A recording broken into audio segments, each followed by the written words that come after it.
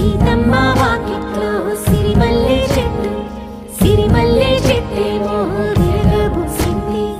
కొమ్మ కదలకుండా కొయ్యండి పూలు, కోసినవన్నీ సీత కొప్పు చుట్టండి.